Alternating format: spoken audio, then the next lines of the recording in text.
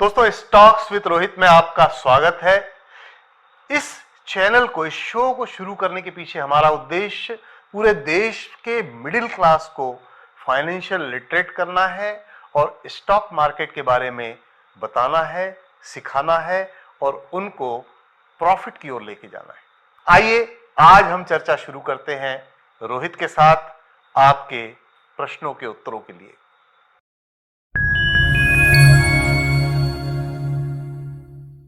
रोहित, एक आज 22 तारीख है, संडे है, और एक लास्ट वीक का सोमवार से शनिवार शुक्रवार तक का एक क्विक रिव्यू हम करेंगे।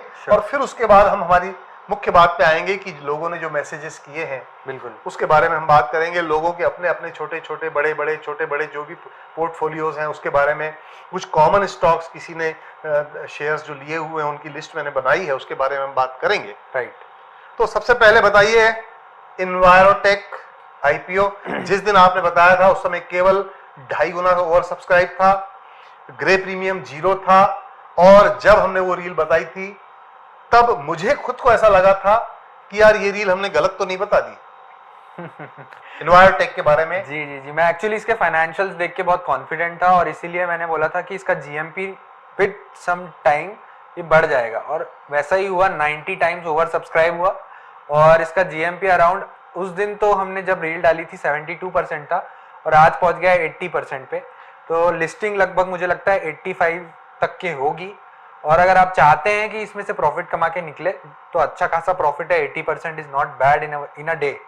जिसको भी मिला है वो लिस्टिंग प्रॉफिट लेके बाहर निकल सकता है। देखिए, इन्वायरोटेक जैसा हमने लास्ट टाइम में बताया था कि इसके बहुत अच्छे फाइनेंशियल्स हैं, इसके जो ग्राहक हैं वो देश की बड़ी बड़ी कंपनियां हैं। इसके साथ ही 1,12,000 रुपए का इन्वेस्टमेंट, लगभग 1,10,000 12,000 का इन्वेस्टमेंट था। ग्रे प्रीमियम 0 था, लेकिन 2 दिन बाद ही वो 72% हो गया, और आज ये क्लोज होने के बाद आईपीओ आज वो 80% से अधिक ग्रे प्रीमियम है। 85% ये प्रीमियम के साथ खुल सकता है। यानी ये मान के चलिए कि अगर आपको ये आईपीओ लगता है तो आपका पैसा इसमें लगा है 1,12,000 और लगभग 2 लाख रुपए में ये आपका जो स्टॉक है ये बिक जाएगा। तो अगर आप पहले ही दिन इसमें पैसा कमा करके बाहर आना चाहें तो इन्वायरोटेक में आना चाहिए। क्या उसके बाद, जैसा आपने बताया था कि आईपीओ लिस्ट होने के बाद में वापस से थोड़ा नीचे आता है, लोग बेचते हैं जी, वापस से खरीदना चाहिए अगर कोई खरीदना चाहे इसमें से तो? जी हाँ, अगर एक 75 या 70 रुपीज तक के आपको मिला ये, तो मैं कहूँगा कि आप खरीद सकते हैं इसे। मतलब 85% से अगर ये वापस नीचे 70% तक आता है प्रीमियम इसका प्राइस 55 है, खुलेगा लगभग 85 तक के। अच्छा, और अगर 70 रुपीज में आपको मिलता है ये, तो मैं कहूँगा कि आप ले सकते हैं। 56 रुपए का शेयर है, 85 रुपए में खुलने की संभावना है। अगर आप बेच देते हैं, बेचने के बाद वापस आप 70 रुपए पर खरीद कर इसको लॉन्ग टर्म के लिए रख सकते हैं। करेक्ट। लॉन्ग टर्म के लिए कितने साल? लॉन्ग टर्म के लिए इसे आप मतलब आपको फाइनेंशियल्स रिव्यू करने पड़ेंगे हर 6 मंथ्स, उसके बाद ही आप इसे रखेंगे, क्योंकि मुझे लगता है विद इन 2 ईयर्स ये आपको 2x 3x रिटर्न दे देगा। मैं आपके स्टेटमेंट जो आप देते हैं किसी भी शेयर के बारे में, उसी में से प्रश्न निकालता हूं। वो शायद मेरी अच्छी आदत भी है और आपके लिए वो हो सकता है कि थोड़ा मैं इरिटेट करता हूं आपको, पर वो मैं करता रहूंगा। आपने कहा कि हर 6 महीने में रिव्यू करना चाहिए, राइट। तो मैं हमारे दर्शकों की ओर से, जैसा मैंने आपको बताया है कि I am their representative, right. So we have started this show in the month of August. Right. अगस्त 2024 में हमने ये शुरू किया है। मैं चाहूंगा कि जब ये 6 महीने पुराना हो जाए शो, तो आप 6 महीने बाद, 6 महीने पहले जो आपने 10 स्टॉक दिए, 5 स्टॉक दिए, राइट, तो वो थोड़ा सा आप अपने डायरी में रिकॉर्ड रखिएगा कि आपको 6 महीने बाद जी कौन सा स्टॉक रिव्यू करना है। तो मैं चाहूंगा कि वो रिव्यू भी, वो देखिए, मैं तो एक सीईओ होने के बाद में रिव्यू नहीं कर सकता, तो जो एक अभी आज आपने बताया था कि एक वरुड़ महाराष्ट्र में आपको फोन आया था आज। करेक्ट। क्या फोन था, थोड़ा दर्शकों को बताइए। वरुड़ महाराष्ट्र से एक ऑरेंज सेलर, मतलब संतरा जो बेचते हैं, उनका मुझे फ़ोन आया और उन्होंने मतलब बहुत ही अच्छे से मुझे बताया कि उन्होंने मेरे कॉल्स पे अराउंड 88,000 का प्रॉफिट कमाया। 88,000? जी हाँ, वरुड़ यहाँ से बहुत पास में है, हम जहाँ से शूट कर रहे हैं बैतूल से, और वो बोल रहे थे कि वो ज़रूर आएंगे बैतूल, हमसे मिलेंगे, हमारे साथ शूट करेंगे, लोगों को टेस्टिमनी देंगे कि उन्होंने किस तरीके से मेरे कॉल्स पे 88,000 कमाया। और उन्होंने वो सड़क के किनारे अपनी शॉप लगाते हैं, ये आपने बताया था। जी जी जी। संतरे बेचते हैं वो, और वरुड़ में संतरे बहुत होते हैं, नागपुर के पास है, परतवाड़ा के पास, अमरावती में, और वो संतरे बेचते हैं। वहाँ संतरे की बहुत बड़ी मंडी है, संतरे बेचते हैं, और उन्होंने रोहित जी के कॉल्स पे 88,000 रुपीज कमाया। तो अब वो व्यक्ति क्या रिव्यू करेगा? आप बोल रहे हो अभी कि आप रिव्यू कर लेना 6 महीने बाद ये वाला इन्वायरोटेक का। हमने ये शो ही इसलिए शुरू किया है ताकि हम आपको सिखा सके आपको रिव्यू कैसे करना है।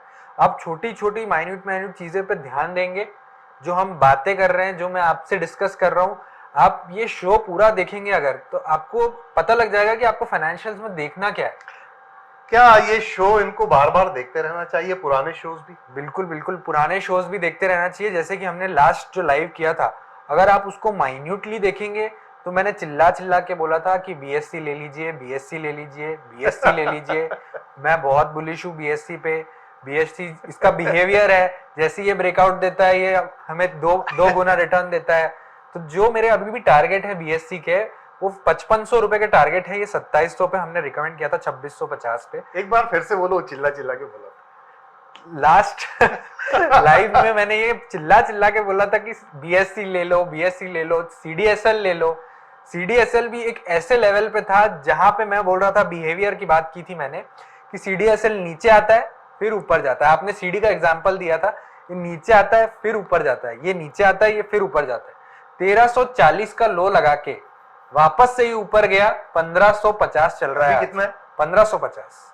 मैंने आपको बोला था मैं चलो 1400 में ले लूं क्या? और नेक्स्ट वीक का हीरो आप लिख के ले लीजिए, सीडीएसएल रहेगा। अच्छा। अपने हाई को तोड़ के वापस से एक नया हाई बनाएगा। तो अभी हम दोस्तों, अभी यहीं से बहुत अच्छी चीजें मुझे निकली है। तो आगे बढ़ने के पहले रिव्यू करने के लिए कोई एक दो सिंपल चीजें आज सिखा दीजिए जी। जैसे 6 महीने बाद अगर मान लीजिए इन्वायरोटेक किसी का लग गया और 6 महीने बाद वो होल्ड करता है, 6 महीने बाद उसको क्या देखना चाहिए? इसी इन्वायरोटेक के ऊपर ही। मैं आपको ये नहीं बोलूंगा कि आप उसके नेट प्रॉफिट देखो कि नेट प्रॉफिट में ग्रोथ हुई है कि नहीं। जी नहीं, बिल्कुल मत देखिए। आप उसके मार्जिन्स देखिए कि कंपनी जो बिजनेस कर रही है उसके जो ऑपरेटिंग मार्जिन्स है, मेन जो बिजनेस करती, कोर बिजनेस करती है, अगर मार्जिन श्रिंक हो रहे हैं और सेल्स भी कम हो रही है तो एक रेड अलर्ट है, आपको बाहर होना है। और जैसे ही रिजल्ट आएंगे वैसे ही बहुत सारे महारथी बैठे हुए हैं मार्केट में जो फाइनेंशियल एनालाइज पहले ही कर लेते हैं, जैसे ही रिजल्ट आता है तुरंत, और वहीं से स्टॉक गिरना चालू हो जाता है। पर अगर नेट प्रॉफिट गिरते हैं, मार्जिन इंटैक्ट है, सेल्स में ग्रोथ हुई है, कोई अनफोर्सिंग रीजन की वजह से नेट प्रॉफिट गिरा है, तो जरूर गिरेगा स्टॉक उस समय, लेकिन आप उसको होल्ड कर सकते हैं। देखिए, नेट प्रॉफिट गिरने के बहुत सारे कारण हो सकते हैं। कंपनी के कुछ नए प्रोजेक्ट्स आए हैं तो इंटरेस्ट बर्डन भी हो सकता है। नई एसेट्स उसकी कैपिटलाइज हुई है तो डिप्रिसिएशन हो सकता है। राइट। डिप्रिसिएशन और इंटरेस्ट, बैंक का जो इंटरेस्ट है, फाइनेंशियल चार्जेस हैं, इन दो की वजह से कई बार प्रॉफिट कम होता है। लेकिन इंटरेस्ट क्यों दे रही है कंपनी? क्योंकि उसके नए प्रोजेक्ट शुरू हुए हैं। डिप्रिसिएशन क्यों बढ़ा है? क्योंकि नए प्रोजेक्ट्स में नए इंस्टॉलेशंस हुए हैं, तो उस पर, नई मशीनों पर, नए इक्विपमेंट्स पर डिप्रिसिएशन बढ़ा है। शुरू में बहुत ज्यादा डिप्रिसिएशन होता है, जिसकी वजह से नेट प्रॉफिट कम होता है। बिल्कुल। इसीलिए रोहित का यह कहना है, जब कभी आप फ्यूचर में एनालिसिस खुद के लेवल पे करें तो नेट प्रॉफिट अगर कम हुआ है तो ये कारण हो सकते हैं, लेकिन आपको ये जरूर देखना है कि पिछले सालों से उसकी सेल्स गिरी तो नहीं है। सेल्स एक बड़ा इंडिकेटर है।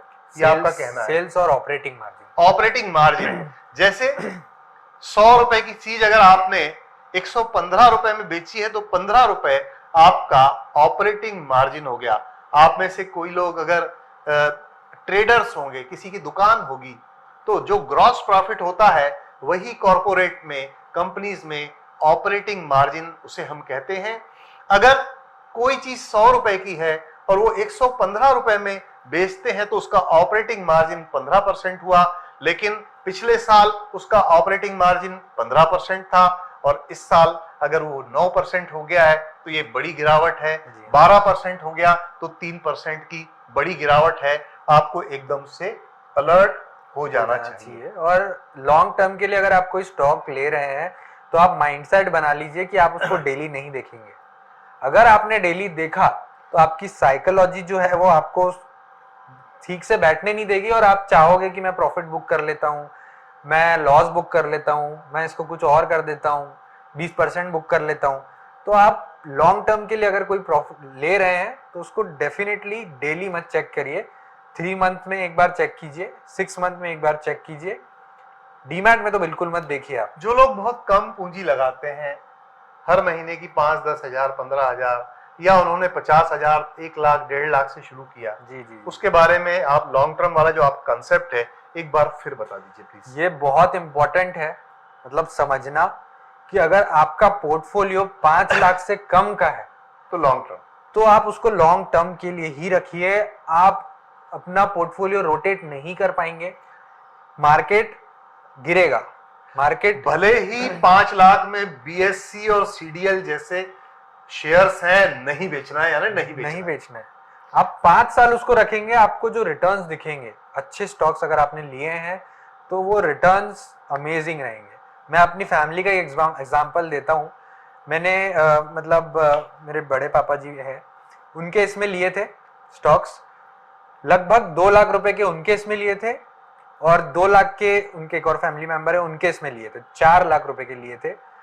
4 लाख रुपए के स्टॉक 5 साल में 13 लाख रुपए के हो चुके हैं। डिविडेंड अलग मिला है बैंक अकाउंट में। क्या आप शेयर कर सकते हैं उसमें कौन कौन से शेयर्स थे? जी हाँ, उसमें फिलिप कार्बन था, उसमें मनापुरम गोल्ड था, उसमें सोलर इंडस्ट्री था, उसमें एनसीसी था। तो ये ऐसे बहुत सारे स्टॉक। सोलर इंडस्ट्री नागपुर में जिसकी इंडस्ट्री है? जी हाँ।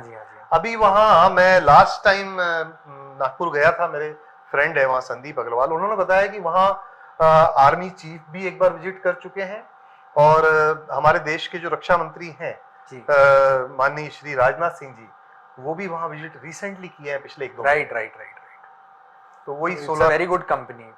तो सोलर इंडस्ट्री उस समय आपने कितने में खरीदे? मैंने 2800 में खरीदा था और अभी उनके डीमैट में रखा हुआ है 11,000 रुपए का। तो ये लॉन्ग टर्म का चमत्कार ये है दोस्तों, अगर आपका 5 लाख रुपए से कम का पोर्टफोलियो है तो आप लॉन्ग टर्म में लीजिए। यहीं पर एक प्रश्न और मैं इन लोगों के लिए जिनके पास 5 लाख से कम का पोर्टफोलियो है, अभी हमारे मैक्सिमम लोग ऐसे हैं जो हमारे व्यूअर्स हैं, वो ऐसे लोग हैं जो बहुत कम पूंजी से शुरू करना चाह रहे हैं। आपका शो देखने के बाद आपकी एक्सपेक्टेशंस, मतलब जो आप किसी भी शेयर पे हाथ रखते हैं और वो भगता है, आपकी एनालिसिस जो मास्टरी आपके अंदर है उससे वो बहुत ज्यादा प्रभावित है। मैं यहाँ एक बात आप लोगों से कहना चाहूंगा कि जो भी हमारे वीडियोस आते हैं, शोज आते हैं, रील्स आती हैं, वो चाहे फेसबुक पे चाहे इंस्टाग्राम पे, आप लोग उसमें बहुत सारे मैसेजेस देते हैं। हमारे नाम से पता नहीं कौन कैसे रिप्लाई कर रहा है, लिंक भेज रहा है, हम लोग आपको कोई मैसेजेस का रिप्लाई नहीं करते हैं उसमें, ये आप समझिए। फेसबुक पे, खासकर फेसबुक पे, इंस्टाग्राम पे आप लोगों के मैसेज हजारों की संख्या में, हम कैसे आप लोगों को रिप्लाई कर सकते हैं? It is not possible. हमारे नाम से लोग रिप्लाई कर रहे हैं और आप लोगों से कांटेक्ट करने का प्रयास कर रहे हैं। रोहित, आज ये देखो सुनील कुमार हिरानी ने मुझे एक फ्रेंड रिक्वेस्ट भेजी है, मेरे ही नाम से, मेरी ही फोटो लगी है, और सुनील कुमार हिरानी ओरिजिनल को एक फ्रेंड रिक्वेस्ट भेजी है। आज की बात है, दोपहर की 3 घंटे पहले की। तो दोस्तों, बहुत फेक अकाउंट्स खुले हुए हैं, आपको फोन कॉल्स आ रहे हैं, आपको मैसेजेस आ रहे हैं। आप प्लीज उन पर किसी पर विश्वास मत कीजिए। हमने पिछले रील्स में, पिछले वीडियो में आपको बताया था कि हमारा एक नंबर है, आप लोगों ने बहुत मैसेजेस किए तो हमने एक नंबर आपको दिया हुआ है। मैं फिर से यहां रिपीट करता हूं, 9113666055। तो प्लीज आप किसी को भी रिस्पॉन्ड मत कीजिए अगर वो आपको लिंक भेज रहे हैं या फिर आपसे कांटेक्ट करने का प्रयास कर रहे हैं, क्योंकि हम हमारी तरफ से सिवाय वीडियो के, सिवाय रील्स के और किसी तरीके से हम आपसे कांटेक्ट नहीं कर रहे। और मेजर एक चीज मैं बताना चाहूंगा कि आप अगर किसी से भी बात कर रहे हैं तो आप ब्लू टिक जरूर देखिए। हम दोनों के अकाउंट, रोहित के फेसबुक इंस्टाग्राम में भी ब्लू टिक है और मेरे फेसबुक इंस्टाग्राम में भी ब्लू टिक है, मतलब मेटा वेरीफाइड है हमारे अकाउंट्स। अगर हमारे नाम से कोई अकाउंट आपको फ्रेंड रिक्वेस्ट आती है या कुछ आता है तो उसमें ब्लू टिक है नहीं, क्योंकि हमारा अकाउंट मेटा वेरीफाइड है।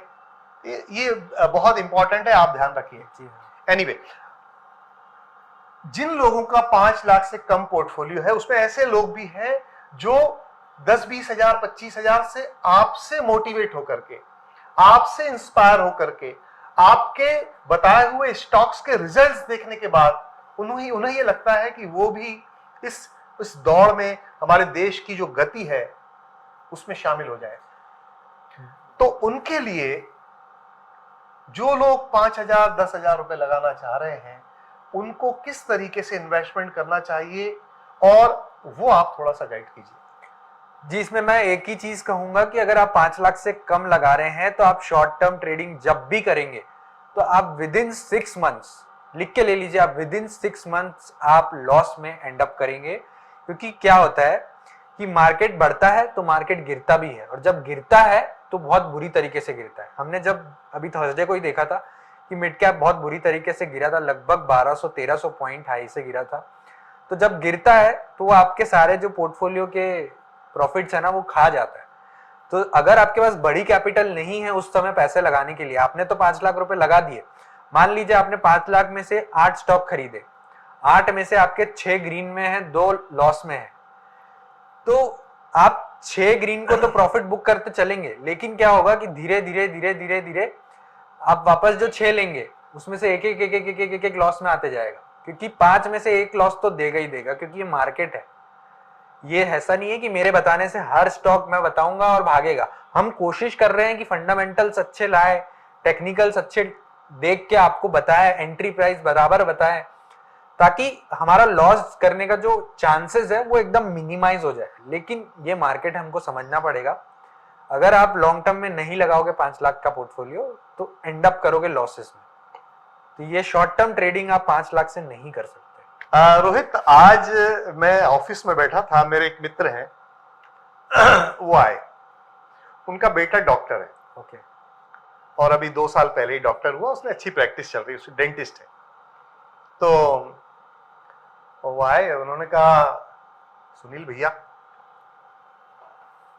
हम आपके वीडियो देख करके बहुत इंप्रेस हुए हैं, और क्या एनालिसिस है रोहित का।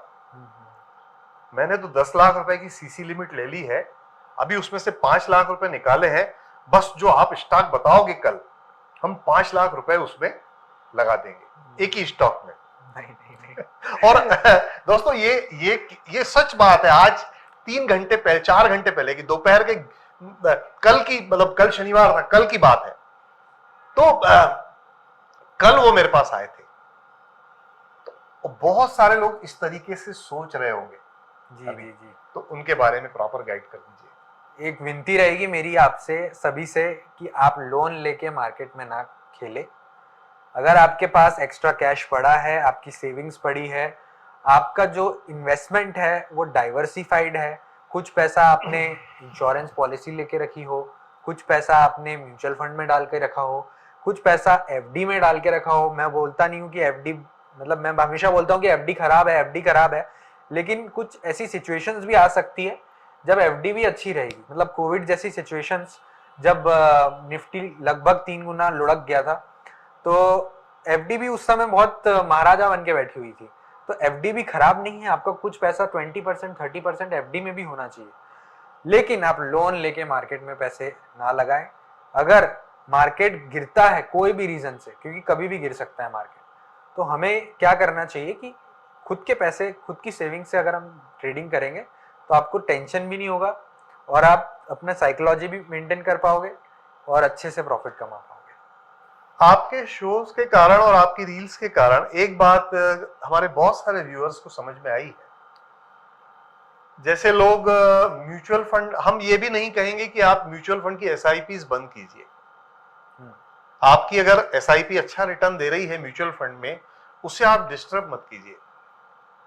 अगर आप 10,000 रुपए की आपकी एसआईपी है तो हो सकता है आप 70%, मेरा अपना ऐसा मानना है कि 70% म्यूचुअल फंड्स में जिनका पोर्टफोलियो लो है या जो मिडिल क्लास के हर महीने की 5-10 हजार 15 हजार की बचत कर रहे हैं, तो उसमें आपका क्या सोचना है कि 10,000 रुपए मान लो कोई व्यक्ति का बचत का दायरा है, उसको कितना पैसा म्यूचुअल फंड में लगाना चाहिए 10,000 में से? मैं तो कहता हूँ कि उसको 50% म्यूचुअल फंड में लगाना चाहिए। 50% हर महीने म्यूचुअल फंड में लगाना चाहिए।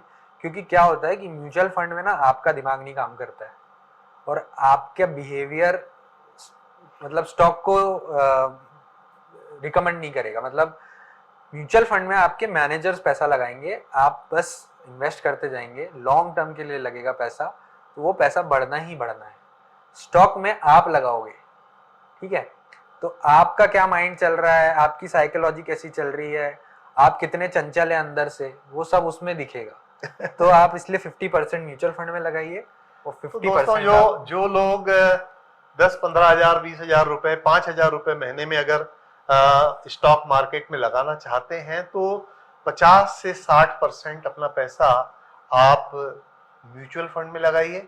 हाँ, म्यूचुअल फंड के बारे में आपसे मेरी लास्ट वीक चर्चा हुई थी जी। कुछ अच्छे म्यूचुअल फंड्स का भी आपने एनालिसिस किया हुआ आप बता रहे थे। जी। तो आने वाले समय में हम उसकी चर्चा करेंगे। बिल्कुल, एक अलग सेशन लेंगे इस पे कि हमें क्या क्या चीजें देखनी चाहिए म्यूचुअल फंड में और कौन से म्यूचुअल फंड है जिन्होंने पास्ट फ्यू ईयर में आउट परफॉर्म किया है और कौन से म्यूचुअल फंड है जो आगे जाके आउट परफॉर्म कर सकते हैं, उनमें कौन कौन से स्टॉक्स हमें देखने चाहिए। पूरा पोर्टफोलियो हमको दिख जाता है पर्टिकुलर म्यूचुअल फंड का कि वो अभी क्या होल्ड कर रहे हैं और वो कितने कैश पे बैठे हुए हैं। तो ये बहुत सारी चीजें हैं, छोटी छोटी चीजें, जैसे कि अभी एक हफ्ते पहले अगर मैं देखूं तो म्यूचुअल फंड लगभग 3 लाख करोड़ के कैश पे बैठा हुआ था, 1,86,000 करोड़ के कैश पे बैठा हुआ था, पार्डन मी। और ये शो कर रहा था कि इतने कैश लेके बैठे हुए हैं म्यूचुअल फंड के हाउसेस, तो उनको लग रहा है कि मार्केट गिरेगा। इनको म्यूचुअल फंड हाउसेस को लग रहा है। तो ये लेकिन सब कुछ उल्टा हो रहा है क्योंकि सब मार्केट, तो मैंने आपको पहले ही बोला था, सबका बाप है। अच्छा, वो म्यूचुअल फंड में आईआईएम से पास आउट कोई अहमदाबाद आईआईएम से पास आउट होके बैठा है, उसके भी प्रेडिक्शंस फेल हो जाते हैं। बिल्कुल। रोहित का ये कहना है कि म्यूचुअल फंड जितने भारत के थे उसमें 1,86,000 करोड़ रुपए उनके पास थे और उन्होंने मार्केट में ये सोचा कि हमारे पास इतना पैसा है, मतलब अब मार्केट को पैसा चाहिए तो स्टॉक गिरने का वेट कर रहे थे ताकि वो पैसा लगा सके। अच्छा, उनके पास पैसा था और वो मार्केट में लगाने के लिए गिरने का वेट कर रहे थे, लेकिन मार्केट गिरा नहीं। एनीवे, ये इसकी साइकोलॉजी को धीरे धीरे आप भी समझेंगे, मैं भी समझूंगा और आने वाले समय में रोहित मुझे कम से कम 10 ऐसे अलग अलग म्यूचुअल फंड्स के बारे में आप आने वाले समय में हमारे व्यूअर्स को एजुकेट जरूर कीजिएगा और उन्हें गाइड कीजिएगा। जो बाकी का 50% है, वो जो हमारा मिडिल क्लास है देश का, हर महीने जो इन्वेस्टमेंट करना चाहता है, उसके बारे में 2 चीजें आप बताइए कि उसको इन्वेस्टमेंट कैसा करना है, किसमें करना है, और 3 या 4 स्टॉक बता दीजिए आज ही। तो अगर आपका पोर्टफोलियो छोटा है तो डेफिनेटली मेरे आप लॉन्ग टर्म जो पिक्स है, CDSL, BSC, JSW infra, NCC, इन सबको ले सकते हैं और लेके छोड़ दीजिए। बस आप देखिए मत। अगर आपका पोर्टफोलियो 2 लाख 3 लाख का है, इनको लेके छोड़ दीजिए, आप देखेंगे कि रिटर्न्स कैसे बनेंगे। 5 शेयर हम बता चुके हैं पहले एक रील में, जिसमें JSW infrastructure, NCC, CDSL, NSC, BSC और एक और शेयर बताया मयूर यूनिकोटर्स। तो ये 5 शेयर्स रोहित के फेवरेट है और आप किसी महीने में कोई ले लो, किसी महीने में कोई ले लो। ये वीक में हम एक रील और लेके आएंगे जिसमें हम और 5 शेयर बताएंगे आपको लॉन्ग टर्म के। जी, ये कमिंग वीक में। ओके, तो आने वाले 2-4 दिन में हम एक रील और आपके सामने लाएंगे जिसमें 5 नए लॉन्ग टर्म शेयर्स आपको बताएंगे। तो जो लोग हर महीने थोड़ा थोड़ा इन्वेस्टमेंट कर रहे हैं वे 50% पैसा म्यूचुअल फंड में लगाएं और 50% पैसा, मान लीजिए कि 10,000 में से 5,000 की आपकी एक SIP प्रारंभ हो गई है, तो बचा हुआ 5% आप CDSL में लगा दीजिए, कभी बॉम्बे स्टॉक एक्सचेंज में लगा दीजिए, कभी मेजडॉक में लगा लीजिए, कभी मयूर यूनिकोटर्स में लगा दीजिए, कभी JSW इंफ्रास्ट्रक्चर में लगा दीजिए। इसके अलावा भी जैसे मैनकाइंड है, JSW एनर्जी है, ये भी कुछ अच्छे शेयर्स हैं जिसके बारे में रोहित ने पहले रिकमेंड किया हुआ है जी। बजाज हाउसिंग फाइनेंस बहुत लोगों को लगा हुआ है जी, उसका क्या करना चाहिए आने वाले समय में?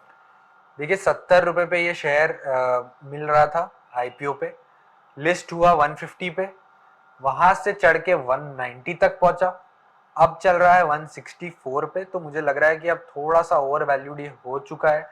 इसका प्राइस टू बुक वैल्यू जो रेशो है वो 8 के आसपास है, और हम दूसरी हाउसिंग फाइनेंस कंपनी अगर देखेंगे तो 1 और 2 से ऊपर का किसी का नहीं है। तो ये थोड़ा सा मुझे ओवर वैल्यूड लग रहा है।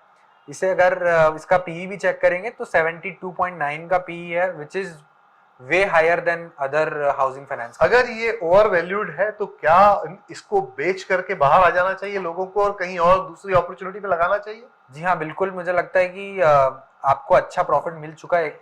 एक दिन 2 दिन में 150% का प्रॉफिट मुझे नहीं लगता कि खराब है। नहीं, जिन्होंने नहीं बेचा है, जिन्होंने नहीं बेचा है मुझे लगता है कि उन्हें अब सेल कर देना चाहिए। जिन्होंने अगर बजाज हाउसिंग फाइनेंस नहीं सेल किया है आप उसको बेच सकते हैं। क्यों? क्योंकि इसका पी रेशियो 8 पर चल रहा है जो कि इंडस्ट्री एवरेज से बहुत ज्यादा है। आप उसको बेच करके वो पैसे को कहीं दूसरी जगह लगा सकते हैं। इसके लिए हमने एक पहले रील डाली थी कि उसमें मैंने रिकमेंड किया था कि आप होल्ड कीजिए बजाज के IPO को। क्यों? क्योंकि वो इतना फेमस IPO हो चुका है और उसमें इतनी ओवर बिडिंग आई है, तो जिसको नहीं मिला है उसको फोमो जरूर होगा और उसको लगेगा कि मेरे को खरीदना है जाते से ही। और डेफिनेटली उसकी वजह से ही वो 150 रुपए पे लिस्ट होके 190 तक पहुंचा। जो मतलब उत्तेजित लोग हैं उन्होंने उसको हाई प्राइस पे खरीदा। जो लोग आज भी उसको नहीं बेचना चाहते या नहीं बेचना, उनकी इच्छा नहीं है बेचने की, उनके लिए आप बता दीजिए कि वो आने वाले 1 से 2 साल या 3 साल में उसके प्रोस्पेक्ट्स कुछ आपको दिख रहे हैं? फिर मैं बोलूंगा कि उसको आप 5 साल के लिए होल्ड कीजिए, क्योंकि ये फेजेस आते हैं पर्टिकुलर कोई भी शेयर में। अभी बजाज हाउसिंग फाइनेंस का फेज था, वो चल गया 150%। मैं बोलूंगा आप बाहर हो जाइए।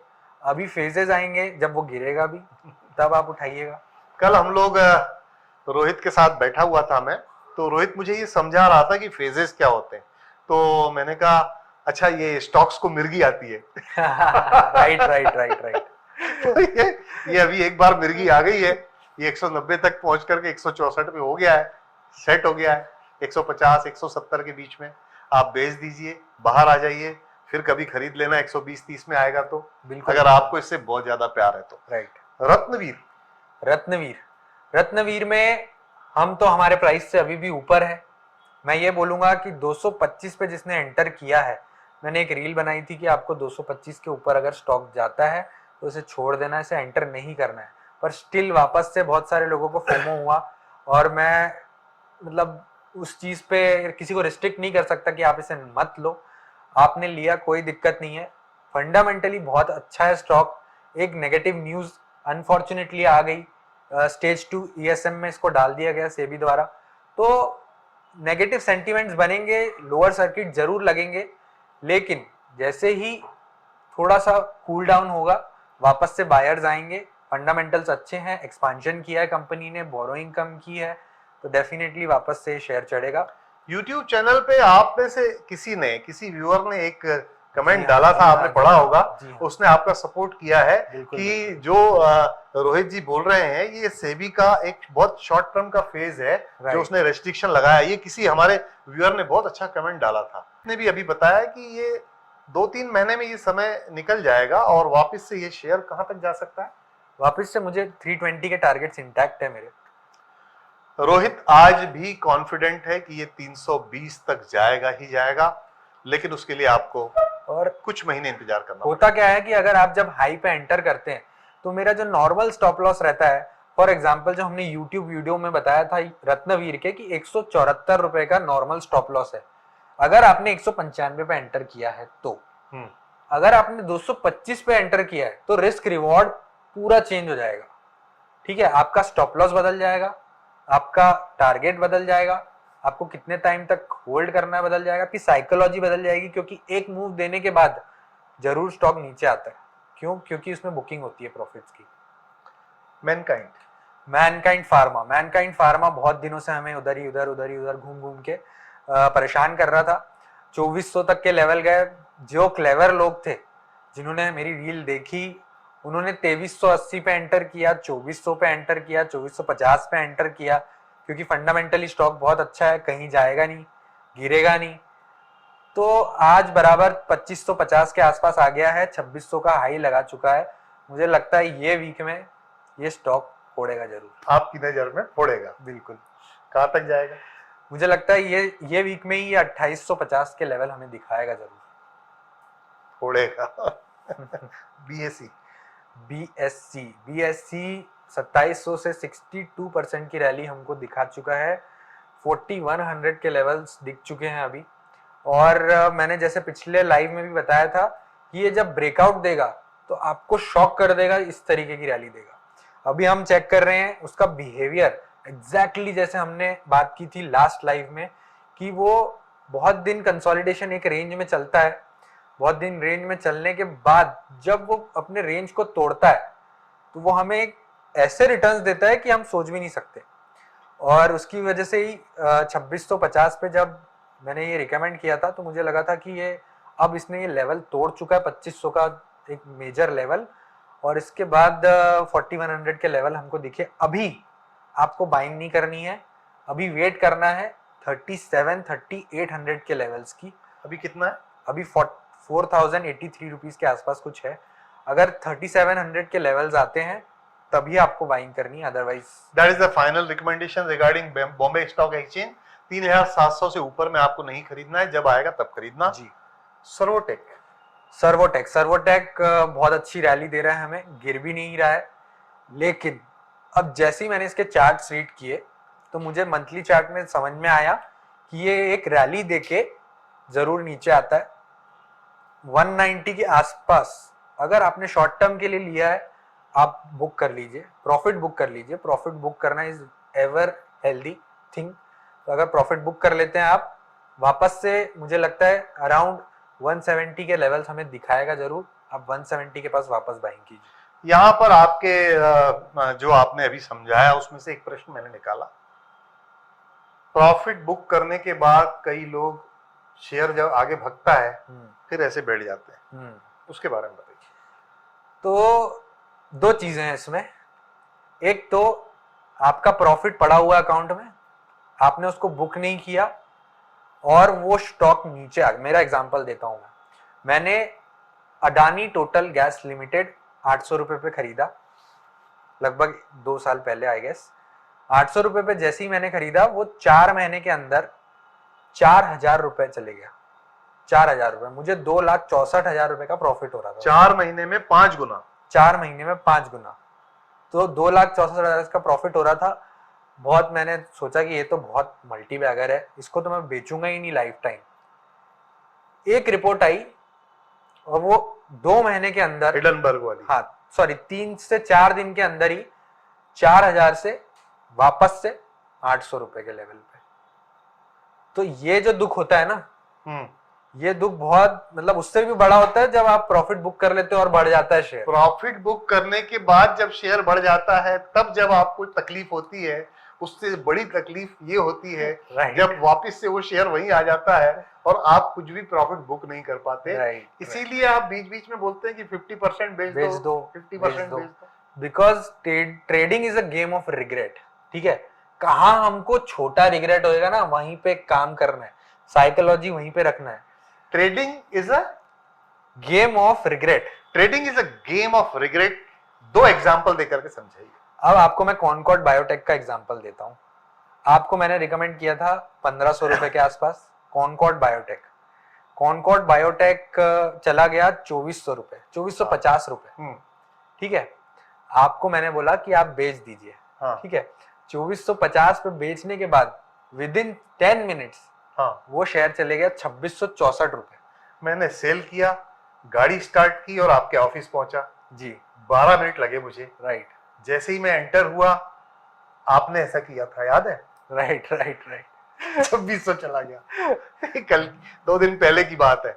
तो बट वहीं से अगर वो नीचे चले जाता, लेकिन हमने सीढ़ियां ऊपर चढ़ी और वापस से वो 2450 पे आ गया। राइट राइट तो अगर 2450 से 2100 आ जाता, तो जो ये बढ़ने का दुख है ना, वो घटने का दुख जो होता ना, वो अल्टीमेट होता। वो trading is a game of regret. This is the fantastic sentence, fantastic quote I can say. Servotech का फाइनल रिकमेंडेशंस। सर्वोटेक अगर आप निकालना चाहते हैं तो शॉर्ट टर्म के लिए अगर लिया हुआ है तो 190 पर इसको निकाल दीजिए। जैसे ही 190 जाता है आप सेल कीजिए और 170 के लेवल पे वापस एंटर कीजिए। जो हमने सर्वोटेक की सबसे पहले वीडियो बनाई थी स्टॉक्स विद रोहित में, हमारी फर्स्ट वीडियो था सर्वोटेक का, और आपने जो एनालिसिस फंडामेंटल और टेक्निकल किया था उसके हिसाब से ये आपने इसको वारी रिन्यूएबल्स से कंपेयर किया था कि 50 रुपए का शेयर कितना हो गया? 50 रुपए का शेयर लगभग 1500 पे पहुंच गया। तो आपने उससे कंपेयर किया था इस शेयर को। तो उस स्थिति में अगर किसी का माइंडसेट है और उसके पास 1000 शेयर्स हैं तो उसको क्या करना चाहिए? रीजनेबल एक्सपेक्टेशन रखनी चाहिए। ये जो वारी रिन्यूअल्स जैसा शेयर जो रहता है ना, हजारों में एक रहता है, जिसने पकड़ा है मतलब वो बहुत लक फैक्टर भी काम करता है। उसका किस्मत था, इसीलिए वो 50 वाला होल्ड था। उसको ऑर्डर्स मिले, वारी रिन्यूएबल्स को वैसे ऑर्डर्स मिले। ऑर्डर्स मिलने के बाद गवर्नमेंट के रेगुलेशंस आए, जिसमें गवर्नमेंट ने 1 करोड़ घरों में सोलर एनर्जी का प्रोस्पेक्ट रखा। तो ये सारी चीजें एक साथ हुई तो लक काम किया, और लक की वजह से उस कंपनी का भी और जिनके पास वो शेयर्स थे उनका भी। जी जी जी, मेरा थोड़ा सा एंगल दूसरा है आपसे इस संबंध में। जैसे किसी के पास 1000 शेयर है, मान लीजिए किसी के पास 300 शेयर्स हैं जी, तो क्या उसको 200 शेयर बुक करके या 250 शेयर से प्रॉफिट बुक करके 50 शेयर हमेशा के लिए रख देना चाहिए? एक और स्ट्रैटेजी है इसमें, वो बताइए। ये आपने बहुत अच्छा क्वेश्चन रेज किया कि बहुत सारे लोगों के पोर्टफोलियो में मैंने देखा पीएसयूज पड़े हुए हैं जिसमें उनको 150% प्रॉफिट, 200% प्रॉफिट, 400% प्रॉफिट, आईआरएफसी मतलब 30 रुपए से 170 रुपए चले गया है। तो लेकिन लोगों ने बेचा नहीं है। क्यों? क्योंकि वही है कि इसको तो हम मल्टी बैगर बनाएंगे, हमारे पोर्टफोलियो में दिखना चाहिए कि 1000% का प्रॉफिट हमको हुआ है। आपको ये नहीं करना है। आपको क्या करना है कि हर 100% पे, फॉर एग्जाम्पल आपने कोई शेयर लिया 30 रुपए का, मैं आपको एग्जाम्पल देता हूं मेरे खुद के शेयर का। पीसीबीएल मैंने बाय किया 37 रुपीज पे, आज उसका रेट चल रहा है 520 रुपए, मतलब लगभग 1300-1400% का रिटर्न है। हर 100% रिटर्न पे मैं लगभग 5% अपना शेयर को बेच देता हूं। 1 मिनट आपको रोकूंगा। अगर आपके पास 100 शेयर हैं, वो शेयर का रेट 100 डबल हुआ जी, 5 शेयर बेच दीजिए। 5 शेयर बेच दीजिए, 95 बचे। 30 रुपए से 60 रुपए हुआ, आपने 5 शेयर बेच दिए। राइट। 60 रुपए से 90 रुपए हुआ, आपने 5 बेच दिए। Right right. 90 रुपए से 120 रुपए हुआ, आपने 5 बेच दिए। अब आपके पास 80 बचे। Right right. That is the strategy which is recommended by. इससे आपके 2 फायदे होते हैं। पहला फायदा, टैक्स बचता है आपका। लॉन्ग टर्म कैपिटल गेन जो रहता है 1,25,000 तक के एग्जेम्प्ट है। आप बुक ही नहीं कर रहे हैं प्रॉफिट, आपने 10-10 साल तक के रखा हुआ है। जब आप बुक करेंगे तो आपका प्रॉफिट 1,25,000 से ऊपर जाएगा। अगर आप ये 5-5% करके बुक करेंगे तो हर साल आपका 1,25,000 करके आपको उतना फायदा होगा। और 1,25,000 पे आप 30%, 20% मान लीजिए, अभी जो 20% का रेट हो गया है, 20% या 12.5% लॉन्ग टर्म कैपिटल गेन है। 12.5% आपका हर साल बचेगा ना, बचत ही हो रही है और कुछ नहीं हो रहा है। तो आप बेचिए, उससे छोटे छोटे और बच्चे पैदा कीजिए। मतलब बहुत सुंदर सुंदर स्टॉक्स लीजिए और ढूंढ के, तो वो बढ़ेंगे। पूरे घर में रौनक रहना चाहिए। बिल्कुल। तो ये स्ट्रैटेजी अगर करेंगे तो पोर्टफोलियो अलग ही तरीके से कंपाउंड करेगा। देखिए 100 शेयर्स में से आपने 5 शेयर बेचे, जब आपका स्टॉक डबल हुआ, फिर 1.5 गुना हुआ तो फिर आपने 5 बेच दिए, लेकिन जो 5 शेयर बेचने से आपके पास पैसा आया है उसको कहीं फिर लगा दीजिए। आपका यही कहना है, जिससे आपका कैपिटल भी बढ़ेगी और आपकी वेल्थ भी बढ़ेगी। कैपिटल और वेल्थ के ऊपर राइट हम कभी आने वाले 1-2 महीने बाद अलग से सेशन लेंगे। राइट कैपिटल मैं दो सेशंस आपसे चाहता हूं रोहित, आने वाले अगले 3 से 4 महीने के अंदर 2 सेशंस। एक तो ये वेल्थ और कैपिटल के ऊपर आप थोड़ी सी, मैं चाहूंगा आप तैयारी कीजिए। बिल्कुल। उसमें वेल्थ और कैपिटल का लोगों को डिस्क्रिमिनेशन समझ में आए कि दोनों में अंतर क्या है और दोनों का बिहेवियर क्या है, राइट, दोनों का मतलब महत्व कैसा है। जी जी जी। वर्किंग कैपिटल किस तरीके से आपके स्टॉक्स को, पोर्टफोलियो को बढ़ाती है, और आपकी वेल्थ क्रिएशन कैसे होती है लॉन्ग टर्म में। जी जी, इसके लिए तो मुझे एक अलग ही वीडियो पूरा हमको शूट करना रहेगा। नहीं, उसमें हम केवल उसी की बात करेंगे। जी, करेक्ट करेक्ट। और लगे तो हम उसमें लाइव ना आकर के पहले हम उसको शूट कर लेंगे, कुछ 2-3 पार्ट में, part 1, part 2, part 3। It will be a sort of literacy and it will be a sort of training videos. Correct, right, wealth and right. Rahul आप लिख लो इसको कहीं, इसको लिख के रख लीजिएगा, या आप हमारे को नोट करा दीजिएगा। दूसरा वीडियो, अभी सितंबर चल रहा है, सितंबर 6 मंथ्स 24-25 के फाइनेंशियल ईयर खत्म हो जाएगा जी। 24-25 में 6 महीने निकल गए। अगले 6 महीने में 2 बार एडवांस टैक्स भी भरना पड़ेगा और 31 मार्च के बाद में नेक्स्ट ईयर रिटर्न भरना पड़ेगा। तो कैपिटल गेन्स टैक्स और टैक्स प्लानिंग, क्या हम इसके ऊपर तैयारी करके बिल्कुल हमको आना चाहिए बिल्कुल, दिसंबर जनवरी में। बहुत सारी चीजें हैं इसमें हम सीख सकते हैं, और मैंने जो सीखी है अपने 9 इयर्स के एक्सपीरियंस से, और सीए में भी मैंने ये सीखी है कि मतलब चार्टर्ड अकाउंटेंसी पढ़ के मुझे ये सारी चीजें पता लगी। तो ये बहुत बड़े और अच्छे वीडियोस बन सकते हैं, आप यूट्यूब पे जरूर जाके देखिएगा, हम बनाएंगे जरूर। तो हम जो हमारा चैनल है मेरे नाम से है, Sunil Hirani yes I can, इसमें आने वाले समय में हम ये वीडियोस हम डालेंगे और आपके सामने हम इसको लेकर के आएंगे इंफॉर्मेशंस। वेल्थ और कैपिटल के ऊपर कुछ हमारे एपिसोड्स आएंगे, और इनकम टैक्स से रिलेटेड क्या टैक्स प्लानिंग होना चाहिए, और इनकम टैक्स से रिलेटेड क्या कैपिटल गेन्स किस तरीके से काम करता है और कितना टैक्स लगता है, क्या टैक्स प्लानिंग होती है, इन सब के बारे में भी हम आपको आने वाले समय में जरूर बताएंगे। अगर हम अगले 3-4 महीने आपसे इस संबंध में कोई बात न करें तो कृपया आप मैसेज से हमको याद भी दिलाते जाना। अनंतराज, आईटी सेक्टर पूरा थर्सडे को डाउन था 2% से। मैंने नेटवेब दिया था, नेटवेब भी लगभग 1-1.5% डाउन चल रहा है अभी। लेकिन अनंतराज, मैंने जब बोला था, जैसे नाम में ही दम है, अनंतराज ने हमें 595 के लेवल से 750 760 का लेवल दिखा चुका है, और लॉन्ग टर्म में तो आप भूल जाइए कि आपको इसको बेचना है। जो मैंने स्ट्रैटेजी बताई आपको, हर 100% पे इसको बेचते चलना है। ये बहुत इंपॉर्टेंट स्ट्रेट, आज की इस वीडियो का सबसे इंपॉर्टेंट पार्ट मुझे लगता है कि 100% प्रॉफिट होने पे 100% अगर शेयर का रेट बढ़ा है तो आप 5% आपका स्टॉक होल्डिंग्स को निकाल दीजिए। अनंतराज फाइनल स्टेटमेंट, अनंतराज अगर 680 पे आता है तो आप जरूर इसको बाय कीजिए, डिप के लिए वेट कीजिए, अभी एंटर करने की जरूरत नहीं है, मार्केट ऑल टाइम हाई पे। 680 पे अनंतराज खरीद लीजिए और भूल जाइए सैनस्टार एक सपोर्ट लेवल पे खड़ा हुआ है, 142 के लेवल। बहुत अच्छा मोमेंटम, नीचे नहीं आएगा। मोमेंटम इसने हमें बहुत अच्छा दिखाया। थर्सडे को जरूर थोड़ी देर के लिए नीचे आया था जब मिड कैप इंडेक्स गिरा था, लेकिन वापस वहीं पे आके खड़ा हो गया है। मुझे लगता है कि ये वीक में जरूर अच्छी रैली दिखाएगा। सैनस्टार के बारे में हमारे बहुत सारे व्यूअर्स ऐसे हैं जो ले नहीं पाए और अभी बहुत उदास हो जाते हैं जब उसकी बात करते हैं, उनके बारे में क्या कहना चाहेंगे, बता दीजिए। सैनस्टार आप ले सकते हैं अभी, लेकिन इसको आपको होल्ड करना पड़ेगा 6 महीना। आपको मोमेंटम कब दिखेगा ये मैं नहीं बता पाऊंगा अभी। बिल्कुल, मोमेंटम आपको 3 दिन में भी दिख सकता है, 5 दिन में भी दिख सकता है, 1 महीने में भी दिख सकता है, और 6 महीने में नहीं भी दिख सकता है। 6 महीने में दिखेगा जरूर। दिखेगा।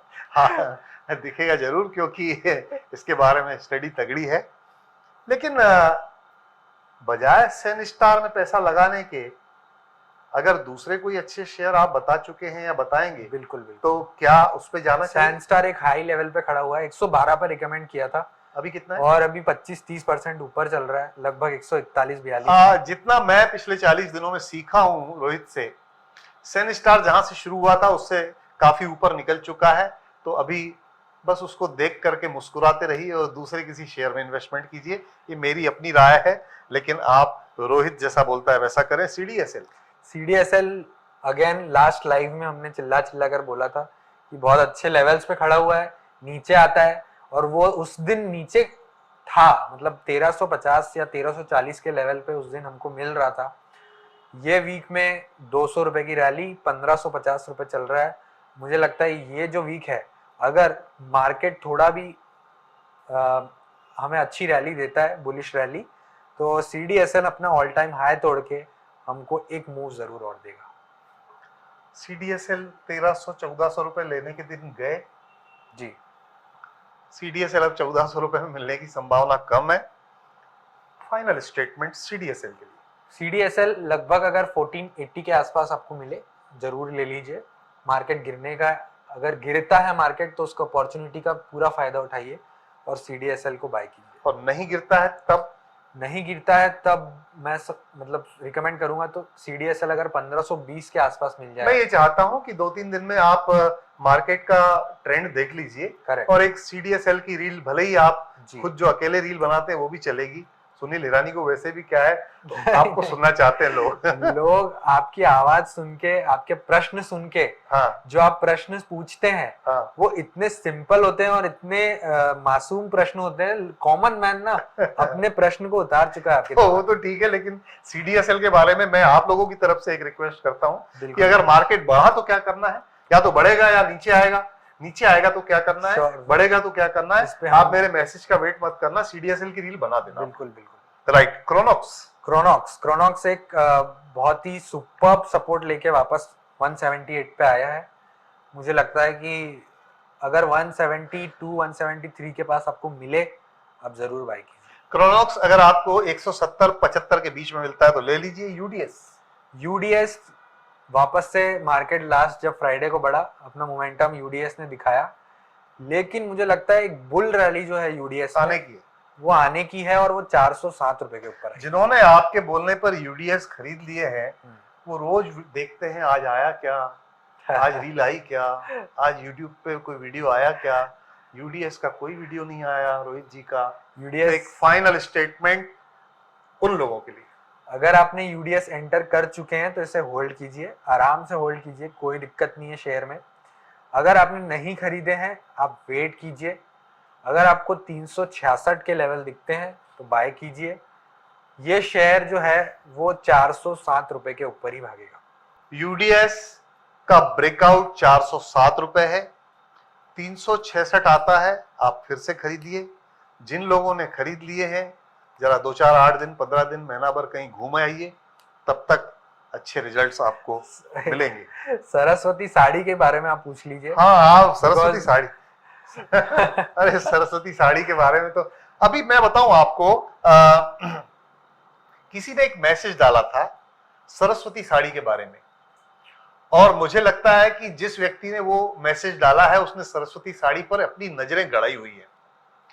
उनका ये कहना था कि आप लोगों का ये चैनल नया है, ये शो नया है, रोहित की उम्र बहुत कम है, 28-30 साल की उम्र है, और सरस्वती के बारे में आज से 15 दिन पहले वो बता चुके हैं। अब जाकर के देश के जो बड़े एनालिस्ट हैं, बड़े बड़े चैनल्स पे सरस्वती के बारे में बात हो रही है। अच्छा। तो सरस्वती साड़ी के बारे में देश में वो चैनल्स बात कर रहे हैं, वो एनालिस्ट बात कर रहे हैं जो पिछले 10-20 सालों से देश में बड़े बड़े चैनल्स पे छाए हुए हैं, और बात 15 दिन पहले रोहित ने की है। तो I am thankful to Rohit and that viewer. SSDL हमें थोड़े धक्के जरूर देता है, लेकिन ये बैक विद अ बूम होएगा, आएगा जरूर ऊपर। 173 का लेवल हमको थर्सडे को दिखा चुका था, पूरा मार्केट डाउन था, लेकिन SSDL 6% ऊपर था। फ्राइडे को थोड़ा दुखी जरूर किया इसने, 3% डाउन गया, 166 पे क्लोज हुआ है। लेकिन मुझे लगता है जब 175 को ये तोड़ेगा ना तो ये वापस क्या सरस्वती साड़ी कुछ कुछ इंडो अमाइंस जैसा इसका बिहेवियर? जी हाँ, इंडो अमाइंस जैसा बिहेवियर है, लेकिन इंडो अमाइंस में एक बहुत ही मेजर पॉजिटिव पॉइंट था कि वो एक्सपोर्ट करता है। अच्छा, 53% एक्सपोर्ट था उसका। और सरस्वती साड़ी बहुत पुरानी कंपनी है, फंडामेंटल स्ट्रॉन्ग है, लेकिन एक कम वैल्यूएशन पे खड़ी है, इसलिए हमने इसे चूज किया था। और 156 रुपए एक बहुत ही अच्छा प्राइस था खरीदने का। देखिए अगले 6 महीने तो पूरे सीजन ही सीजन है साड़ियों का। बिल्कुल बिल्कुल, दिवाली सीजन आ रहा है और हाँ। सीजन में जो रिजल्ट आएंगे उसका इम्पैक्ट क्या आप सरस्वती साड़ी के बारे में आश्वस्त हैं Q2 के रिजल्ट्स के बारे में? जी हाँ, Q2 के रिजल्ट्स भी अच्छे आएंगे और Q3 के जो रिजल्ट्स होंगे वो मेजर इम्पैक्ट लाएंगे शेयर प्राइस में। लास्ट वीक के रिव्यू के बारे में एक अंतिम प्रश्न मैं करना चाहूंगा कि मिड कैप जो एकदम से गिरा तो फिर वापस रिकवर हुआ, उसके बारे में आपका एनालिसिस, आपके व्यूज। जी हाँ, थर्सडे को फेड का मीटिंग हुआ, यूएस फेडरल रिजर्व का, और उन्होंने रेट कट किया 50 बेसिस पॉइंट से, जो कि एक बड़ा कदम था। यह आफ्टर कोविड पहली बार हुआ है जब 50 बेसिस पॉइंट से रेट कट किया, जिससे सस्ते दामों में बोरोइंग्स दे पाएंगे कस्टमर्स को। ये एक इनफ्लो पैदा करेगा मार्केट में, लिक्विडिटी पैदा करेगा मार्केट में, और ये बहुत ही पॉजिटिव पॉइंट था इंडियन मार्केट के लिए भी। लेकिन अनफॉर्चुनेटली उस दिन निफ्टी तो पॉजिटिव था लेकिन स्टॉक्स गिरे हुए थे। मेरे से बहुत सारे मैसेजेस आ रहे थे, सर मार्केट तो पॉजिटिव है लेकिन हमारा पोर्टफोलियो को नेगेटिव में जा रहा है। क्या इसका बेसिक रीजन क्या था? बेसिक रीजन उस दिन वॉलेटिलिटी बहुत ज्यादा थी, और जो लोग मतलब प्रॉफिट बुकिंग करना चाह रहे थे, क्योंकि क्या होता है कि बहुत सारे लोग जो प्रॉफिट पे बैठे रहते हैं ना, वो लोग ऐसे बड़े इवेंट का वेट नहीं करते हैं, उसके पहले ही बेच देते हैं। तो उस दिन बिकवाली आई, और बिकवाली आने की वजह से मिड कैप गिरा। लेकिन मिड कैप ने जो सपोर्ट लिया, मतलब एग्जैक्ट सपोर्ट, मुझे जहां से लग रहा था कि यहाँ से मिड कैप सपोर्ट लेगा, वहां से प्रॉपर सपोर्ट लिया, और 2:30 बजे के बाद वापस से 800 पॉइंट की रैली। मतलब जो रिटेल इन्वेस्टर था वो ये सोच रहा था कि ये डिसीजन तो पॉजिटिव है लेकिन मार्केट गिर गया, ये कैसे हुआ? करेक्ट। लेकिन उसके पीछे रीजन दूसरा था, जैसे सिर मुंडाते ही ओले पड़े वाली बात हो गई। right. उधर वो रेट उन्होंने गिराया और इधर बिकवाली पहले से ही प्लान थी वो हो गई। बिल्कुल। ये दोनों चीजें एक साथ हुई। तो ये नॉर्मल बिहेवियर नहीं था। अचानक से दो इवेंट ऐसे हो गए, बिकवाली भी उसी दिन हो गई और अच्छी खबर भी उसी दिन आई। और इस दोनों के कारण जो रिटेल इन्वेस्टर था, जिसको ये सब चीजें नहीं मालूम रहती है, उसमें पैनिक आ गया। जी हाँ, मतलब उस दिन मार्केट ऊपर खुला, मिड कैप भी ऊपर खुला, तो शेयर्स भी ऊपर थे, बहुत सारे लोगों ने उसका फायदा उठाया, बेचा, प्रॉफिट बुक किया, उसकी वजह से मार्केट नीचे गया। Trading is the game of regret. आप शेयर बेचते हैं और मुनाफा कमाते हैं, शेयर फिर आगे भाग जाता है, तब भी आपको रिग्रेट होता है। आप शेयर आगे भाग गया, आपने नहीं बेचा और बाद में उसके रेट्स नीचे आ गए, नहीं बेचने पे भी रिग्रेट होता है। Psychology is the main thing in stock market. जैसा कि रोहित कहते हैं, अगर हमारे पास लॉन्ग टर्म का शेयर है, प्रॉफिट अगर आपका 100% प्रॉफिट है तो 5% शेयर निकाल दीजिए। इसके अलावा पोर्टफोलियो का बैलेंस कैसा होना चाहिए, इसमें हम लोग ये पहले बता चुके हैं कि 3 प्रकार से आपका पोर्टफोलियो का बैलेंस होना चाहिए। लेकिन 5 लाख से कम का अगर आपका पोर्टफोलियो है तो वो आपका लॉन्ग टर्म होना चाहिए। जो लोग छोटे इन्वेस्टर्स हैं, हर महीने 5,000 10,000 रुपए लॉन्ग टर्म के शेयर्स में लगाएंगे तो ज्यादा बेनिफिट होगा। और वही एग्जाम्पल, वही सूत्र लगेगा, वही आपका प्रिंसिपल ऑफ रोहित लगेगा कि अगर आपका मुनाफा 100 शेयर्स का मुनाफा अगर आपका डबल हो रहा है तो 5% शेयर यानी कि 5 शेयर बेच दीजिए। ये आपको आज के सेशन में बताया जा चुका है। यहां एक प्रश्न मैं रोहित से करना चाहूंगा कि रोहित, जो बैलेंस आपने बताया amount wise 10%, sector wise amount wise, Rohit ने हमें ये बताया था कि 3 प्रकार से हमको हमारा पोर्टफोलियो बैलेंस करना चाहिए। Number 1 amount wise, number 2 sector wise और number 3 index wise. Amount wise आपके पोर्टफोलियो में 10% से ज्यादा अमाउंट किसी एक शेयर में नहीं होना चाहिए। मिनिमम 3 या 4% मिनिमम होना चाहिए। अधिकतम शेयर की संख्या ज्यादा से ज्यादा 20 होना चाहिए और अगर उसके बाद भी अगर 2-4 शेयर ज्यादा हैं तो अधिकतम 25 प्रकार के स्टॉक्स होना चाहिए, जिसमें बेच करके आप बाहर आ गए, प्रॉफिट बुक कर लिया, आप वो शेयर बाहर आ गए, नए शेयर्स में आप मिड टर्म में या शॉर्ट टर्म प्रॉफिट के लिए आप एंटर हो सकते हैं। सेक्टर वाइज आपका एक सेक्टर में पूरा पैसा नहीं लगाना चाहिए, जैसे कि पिछले 2 सालों में लोगों ने ये गलती की है कि ज्यादा से ज्यादा पैसा उन्होंने पब्लिक सेक्टर एंटरप्राइजेस में लगा दिया है और आज उसमें से कई कंपनीज जो हैं उसके शेयर्स के स्टॉक्स के रेट के परफॉर्मेंस उतने अच्छे नहीं हैं जितना आपने एक्सपेक्ट किया था। इसीलिए पीएससीज में अगर आपको लगाना है तो अधिकतम आपको 25% ही लगाना है। कई लोगों ने क्या किया, डिफेंस में, कोचिन शिपयार्ड में, मैजडॉक में और जो तीसरी कंपनी है कौन सी है, बीडीएल, उसमें पूरा पैसा लगा दिया। उसमें से अगर 2 कंपनियां नीचे आ गई आपका नुकसान हो गया। नुकसान भले ही ना हो लॉन्ग टर्म में, लेकिन आपको बीपी की गोली अगर वो आपका एक डिसीजन दे गया तो वो भी आपका नुकसान है। क्यों? क्योंकि this is the game of psychology. You have to understand the psychology of this game. You have to understand the psychology of the market. You have to understand your own psychology so that you have to defend yourself. So, किसी एक sector में आपको 25% से ज्यादा पैसा नहीं लगाना है। Number 3 is index wise. Index wise आपका बैलेंस कैसा होना चाहिए?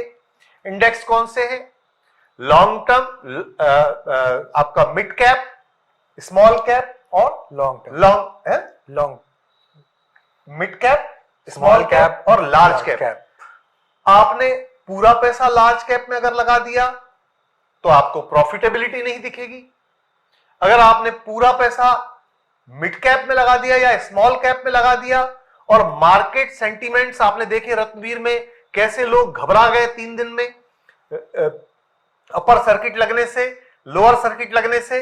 इसीलिए जो सेंटीमेंट्स आते हैं, नेगेटिव सेंटीमेंट्स आए और पूरा पैसा अगर आपने स्मॉल कैप में लगा करके रखा है, आप बहुत ज्यादा घबरा जाएंगे और जो प्रॉफिट आपको 10%, 20%, 40% एक महीने में, 15 दिन में, 3 दिन में दिख रहा था, अगले 3 दिन में, 8 दिन में आपका पैसा 30 से 40% जब नीचे गिरेगा तो आपकी हालत कैसी होगी आप खुद सोच सकते हैं। इसीलिए तीसरा बैलेंस, किसी भी एक इंडेक्स में 40% से ज्यादा पैसा नहीं होना चाहिए, वो लार्ज कैप ही क्यों ना हो, बड़ी बड़ी अच्छी कंपनियां ही क्यों ना हो। एनीवे, अब हम बात करेंगे कि आप लोगों ने पिछले दिनों में जो मैसेजेस हमको किए हैं। सबसे पहले मैं बात करूंगा सलोनी पाहुजा की। इनके पास रोहित सीगल, आइडिया, IREDA, ओला इलेक्ट्रिकल और मुझे लगता है सर्वोटेक और यथार्थ आपने हमारे वीडियोस देखने के बाद लिए हैं। इनके बारे में आप क्या बताएंगे? इनका पोर्टफोलियो बैलेंस्ड है या इम्बैलेंस्ड है? इनके पोर्टफोलियो की अगर मैं बात करूं तो मेजर जो स्टॉक्स मुझे यहाँ दिख रहे हैं वो सारे की सारे स्मॉल कैप है। एक इरेडा को छोड़ के, इरेडा एक मिड कैप स्टॉक है। तो अगर पूरा पोर्टफोलियो इन चीजों से भरा हुआ है तो फिर हमें इसको रोटेशन जरूर करना चाहिए। कैसे करना चाहिए? यहां पर मैं आप लोगों से एक बात कहना चाहूंगा कि आप सबसे पहले अपने पोर्टफोलियो में ये देखिए कि आपका इंडेक्स वाइज परसेंटेज क्या है, आपका लार्ज कैप में कितना पैसा लगा हुआ है, आपका मिड कैप में कितना पैसा लगा हुआ है और आपका स्मॉल कैप में कितना पैसा लगा हुआ है। अगर 40% से ज्यादा मिड कैप में या स्मॉल कैप में या लार्ज कैप में आपका पैसा लगा है तो वहां से प्रॉफिट बुक करके आप बाहर आइए। यही आप कहना चाहते हैं। right. आप सलोनी पाहुजा को यह बताइए कि सीगल, आइडिया, इरेडा, ओला इलेक्ट्रिकल, सर्वोटेक और यथार्थ के बारे में आपकी सटीक सलाह क्या है? सीगल की सबसे पहले मैं बात करूंगा तो मैंने इसके फंडामेंटल्स चेक किए और मुझे एक मेजर प्रॉब्लम फंडामेंटल में ये लगी कि सीगल का cash flow from operating activities her quarter में नेगेटिव है और इसी रीजन से ये बढ़ नहीं पा रहा है। अभी इसको रिसेंटली ऑर्डर मिला है, फिर भी ये 380, 395, 380, 395 ये इसके आसपास ही घूम रहा है and I would not recommend to buy this particular share. और अगर इन्होंने लिया हुआ है, हमें ये पता नहीं है कि सलोनी ने ये शेयर कितने में लिया है। अगर 380 और 90 के बीच ये शेयर घूम रहा है और इन्होंने इससे ज्यादा में लिया है तो क्या इसे बेचना चाहिए? मैं रिकमेंड करूंगा एक 365 के स्टॉप लॉस से, छोटा स्टॉप लॉस है, 365 के स्टॉप लॉस से इसे होल्ड कीजिए। 365 के स्टॉप लॉस से सीगल को होल्ड करना है। आइडिया तो मैं कभी भी लॉस मेकिंग कंपनी में इन्वेस्ट करता ही नहीं हूँ, भले ही कितने ही अच्छे प्रोस्पेक्ट हो, आगे जाके बहुत अच्छा फ्यूचर बन सकता है और बहुत सारे इन्वेस्टर्स इसमें इन्वेस्ट कर रहे, बड़ी बड़ी कंपनियों ने अपना पैसा लगाया हो, still I would not invest in a loss making company because this is the fundamental given by the Rohit Tated that don't invest in a loss making company.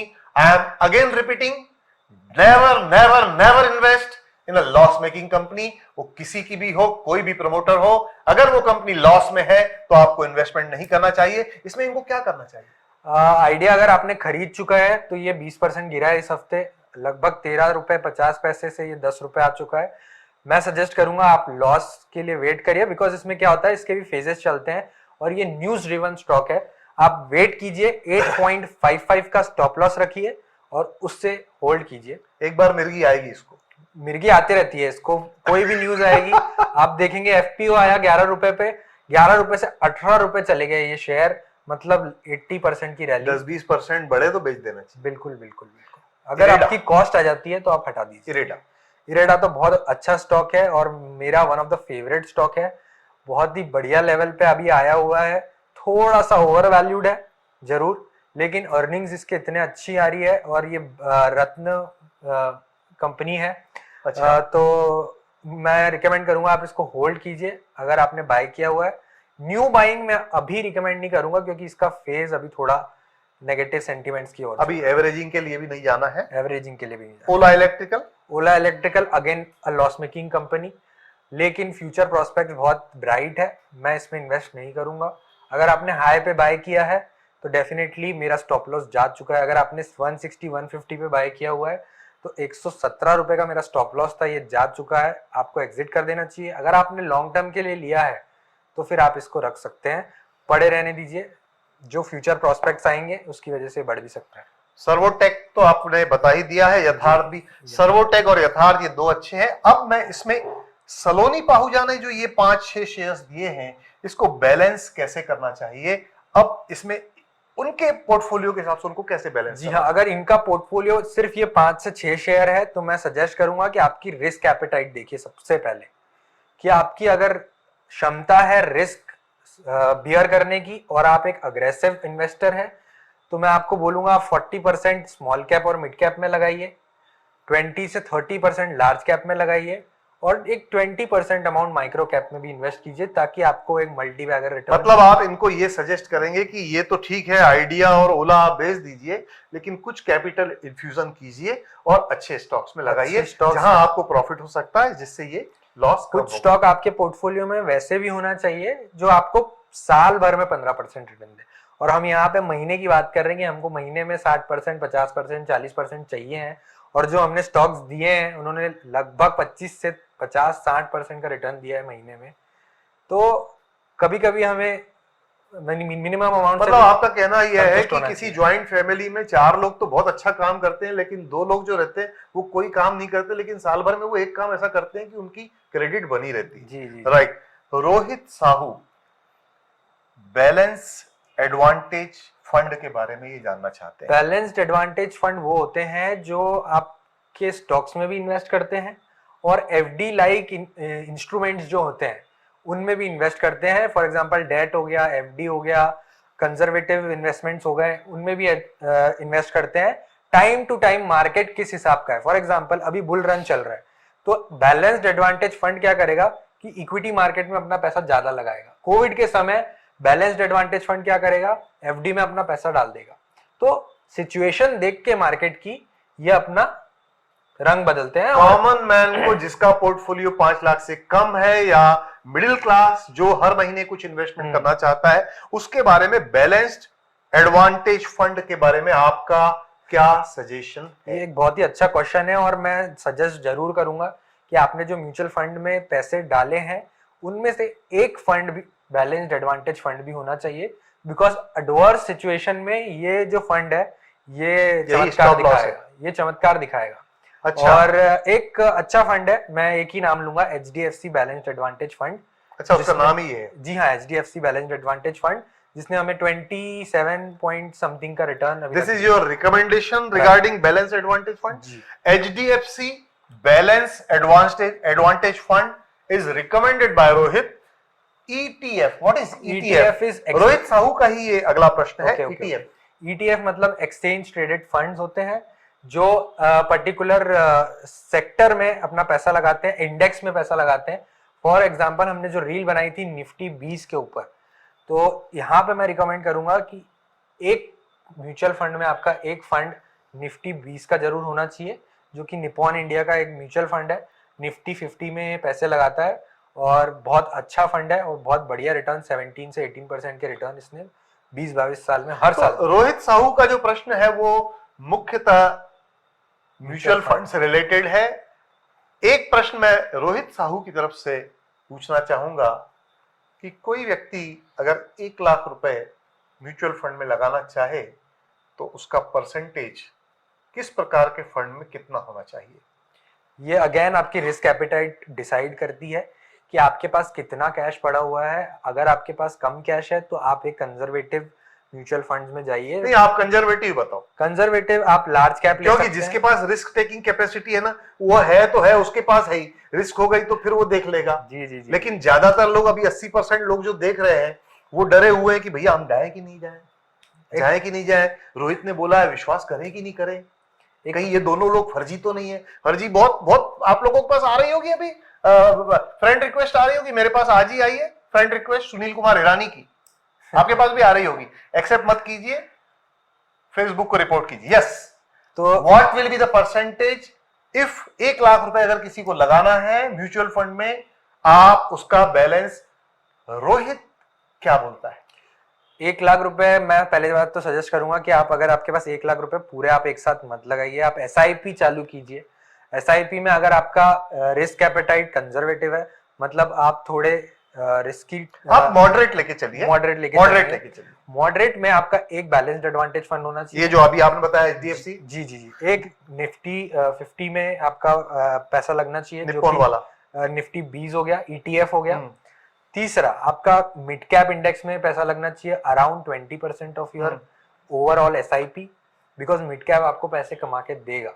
एक स्मॉल कैप में लगना चाहिए और एक इन्वेस्टमेंट होना चाहिए flexi cap.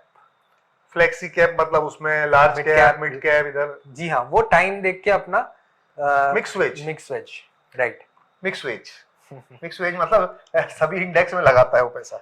और अगर आपका एकदम ही कंजर्वेटिव अप्रोच है तो एक आप हाइब्रिड फंड में भी इन्वेस्ट कर सकते हैं। हाइब्रिड फंड क्या होता है? हाइब्रिड फंड मतलब इक्विटी और डेट का मिक्सचर। तो उसमें एक डेट का तो आपको परसेंटेज आते रहेगा, जो भी आपको साल भर का मिलना है 10 to 12% जो भी मिलना है, और इक्विटी में भी वो लोग पैसा लगाएंगे। नरम दल गरम दल, करेक्ट। एक रिस्क लेगा, दूसरा ठंडा करके खाएगा। यस, मनीष गोयल। हाय मनीष, अगर आप आज हमें सुन रहे हैं, आपका 50 लाख का पोर्टफोलियो है, राइट? और ये 50 लाख का पोर्टफोलियो रेड में है, आप लॉस में है।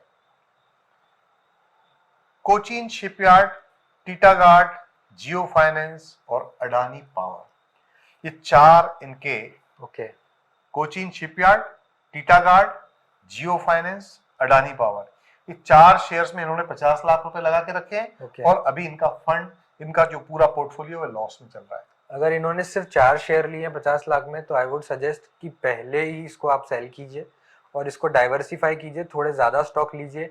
एक स्टॉक में आपका 10% से 15% से ज़्यादा अमाउंट नहीं जाना चाहिए। उस तरीके से आप डाइवर्सिफाई कीजिए। डिफेंस स्टॉक ज़्यादा दिख रहे हैं मुझे, यहाँ पे 2 डिफेंस स्टॉक पड़े हुए हैं, मतलब आपका 50% पोर्टफोलियो तो आपका डिफेंस में चले गया।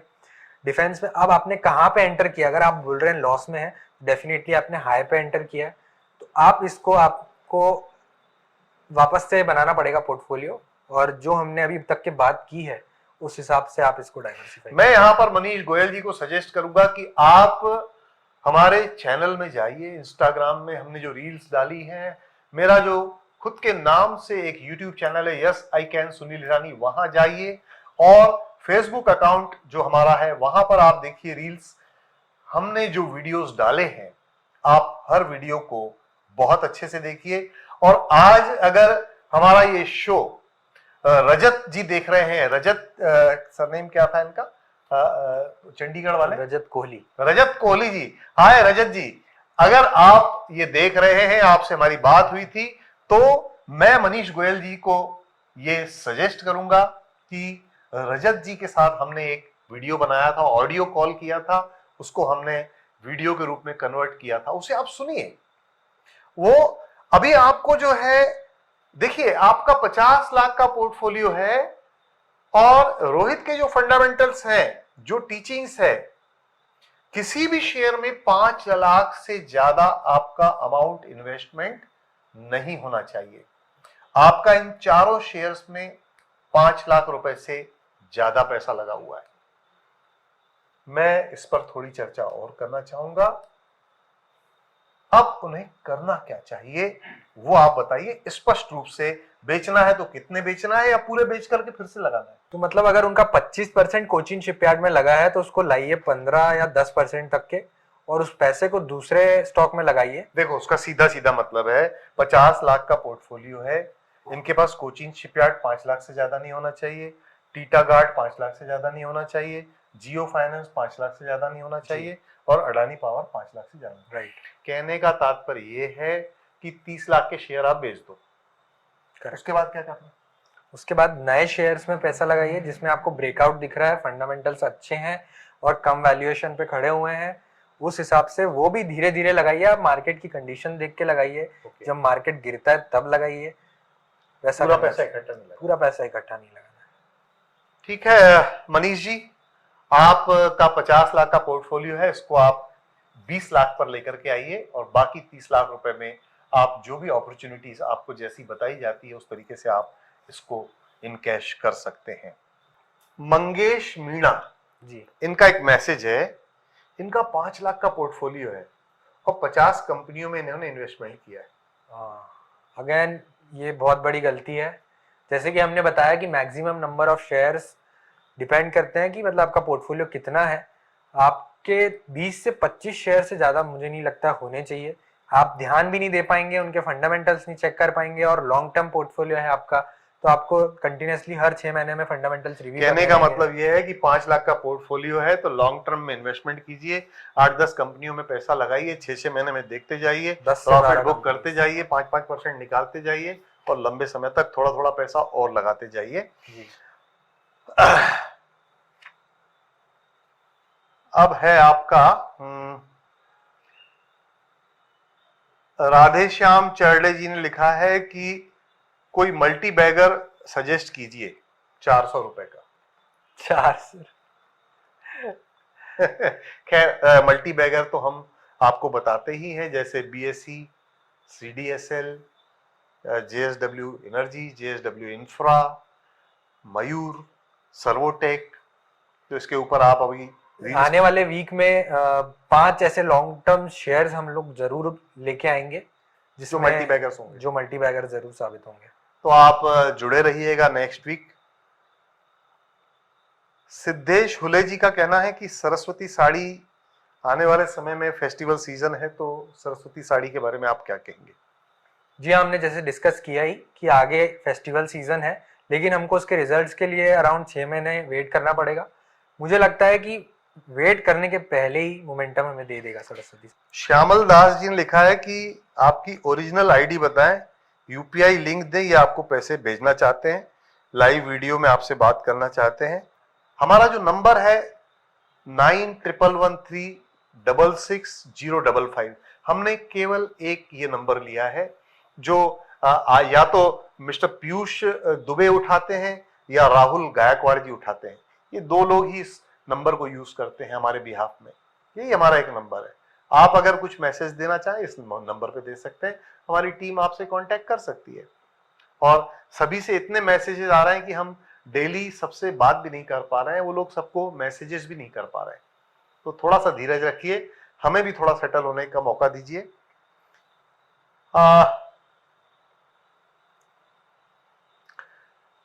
इंद्रिश कपूर जी ने आईडीबीआई का ब्रेकआउट पूछा है, ये नेक्स्ट वीक में आप बता देना एक आध बार कभी टाइम मिले तो।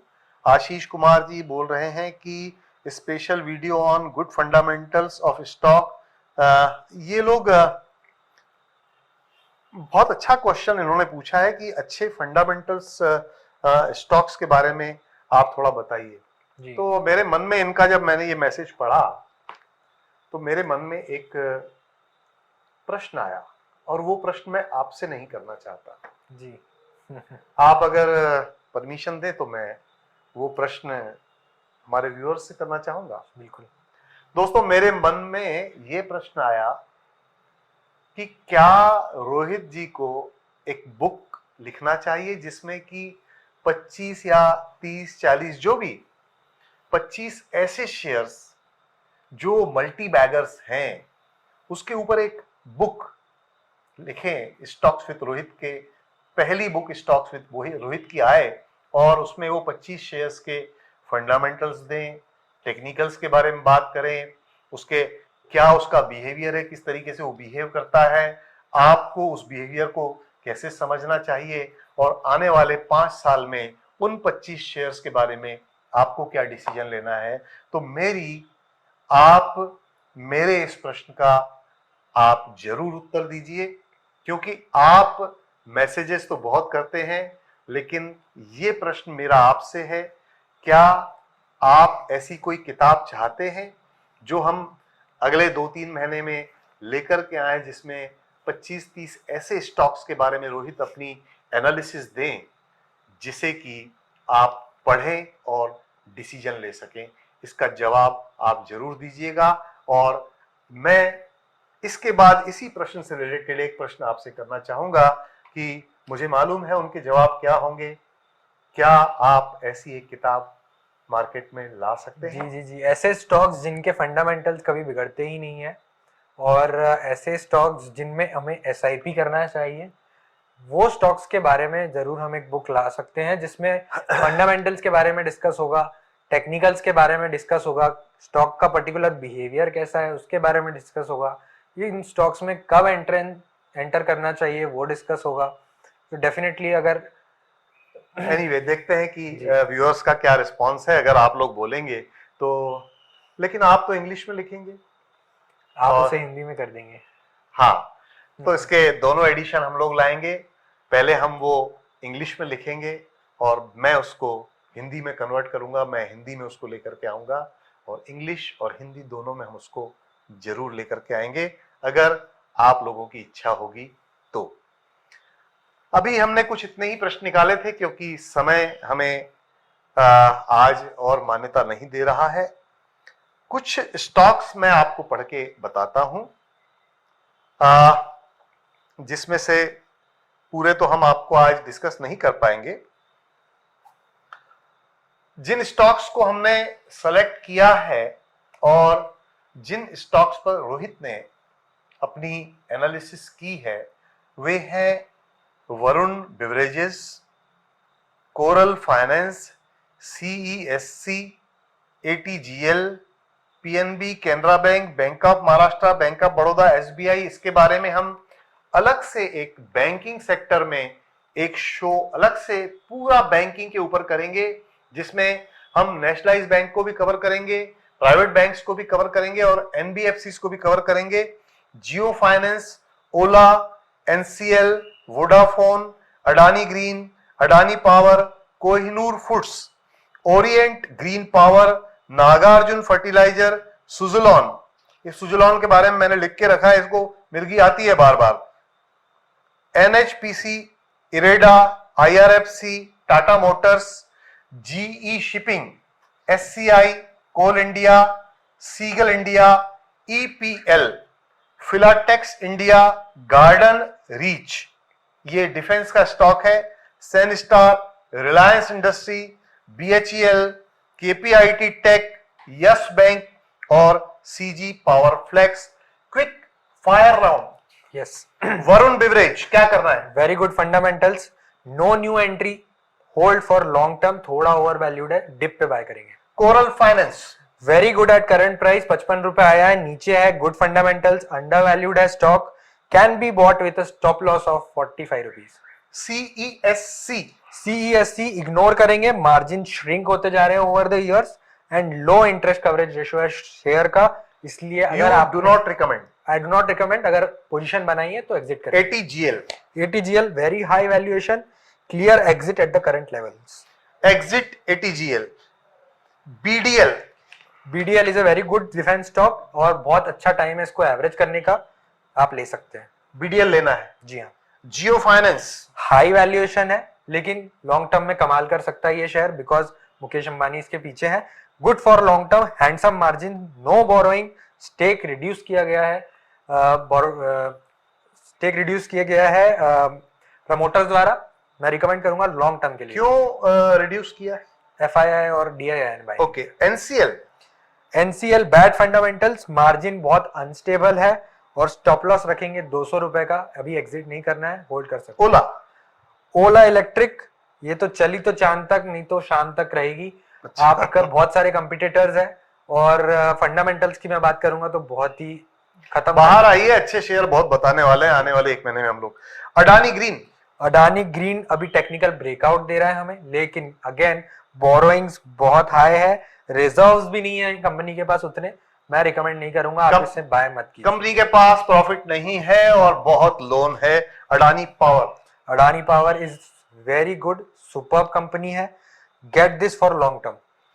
कोहिनूर फूड्स की नेगेटिव बुक वैल्यू है, फंडामेंटल्स बहुत खराब है, लॉस मेकिंग है, अगर आपके पास है तो आप एग्जिट कीजिए।